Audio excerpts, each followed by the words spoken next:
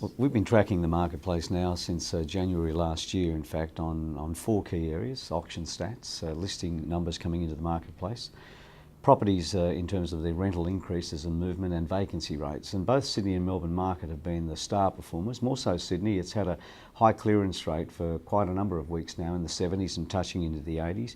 And same with Melbourne. Melbourne hit 74% last week, while Sydney hit 79.1%.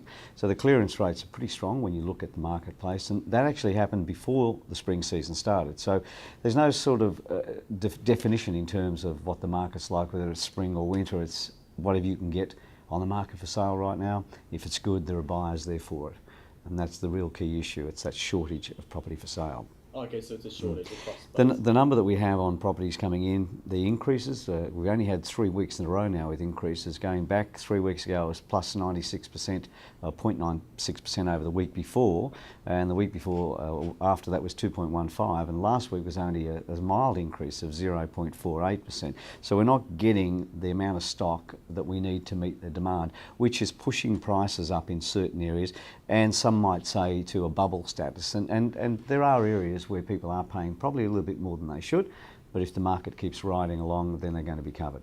Why is that? Why aren't more properties coming to market if it's going so well? I think a lot of sellers have also got the same issue. When they sell, they've got to buy, and if there's nothing on the market for you to look at to buy, you're not going to put your property on the market for sale. So over this time last year, we're now down something like 17+% over the amount of stock that was on the market at this time last year. So it's even worse. So you have now lower interest rates, a higher buying interest in market, Chinese investment being very, very strong, but we have 17% less stock.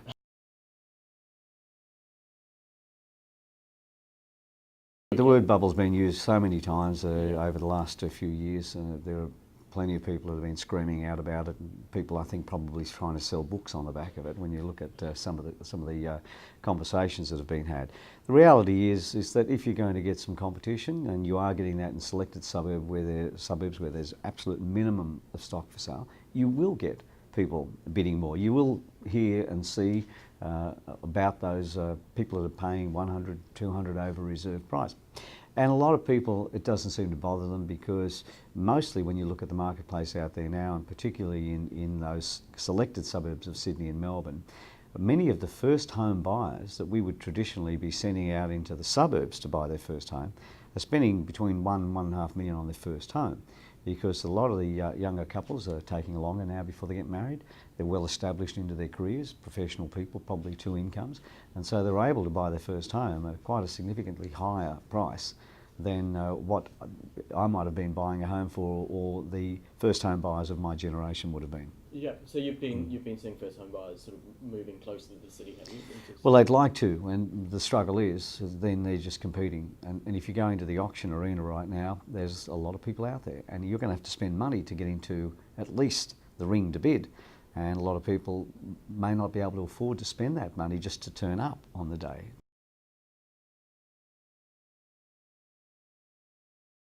Well, some people don't have a choice, and often they'll move out into regional areas and country towns because it's cheaper and the rental returns are higher. But they'll sit there for a much, much longer period of time, because the capital growth is one of the critical parts. So a lot of people look for rental return, but it's not about rental return. It's about capital growth as well as rental return. So the biggest mistake most people make in their first home investment is that they look for something they like rather than something that they can afford. And it's not bad to go right out into the suburbs. It's not bad to go into some of the areas you might think are not so great, because the gentrification process that's going on across many of the cities, capital cities in Sydney and Melbourne, are quite interesting. There are suburbs that you might not have even thought of investing in that are now become very strong owner-occupied areas, and people are modernising their homes, and those areas will increase in price. People talk about hot areas. You know, let's go, and that's the worst place to go to if you're looking to buy, because everybody else is already there. You've got to look for the suburbs in between the hot suburbs, and we could name a dozen of them. I won't today without offending somebody, but the reality is there are suburbs that you don't hear about that have good services, and they're the ones you want to go in and look where it's not hot, where people aren't busting to get in there and buy something. Yep. There is opportunity, but you've got to be prepared to buy something that you may not want to live in. So how do you, how do you find those suburbs if no one's talking about them? Well, that's exactly right. Anything that they are talking about, you'll probably find around it. There are smaller locations with good services that might not seem attractive at first. They're the ones to go to. I mean, at the end of the day, it's going to be determined by your ability to purchase.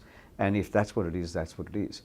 But just keeping in mind that it's important to look for capital growth. Capital growth comes stronger in capital cities than it does in regional areas. And so there are some regional areas, of course, that in past times suffered very strongly, even in the last few years.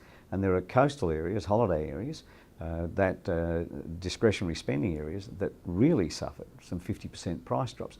So there are some opportunities there, but you are taking a bit of a risk. And not until the equity markets really get solid, that the money starts flowing, that people start buying the holiday homes again, that you're going to get that capital growth.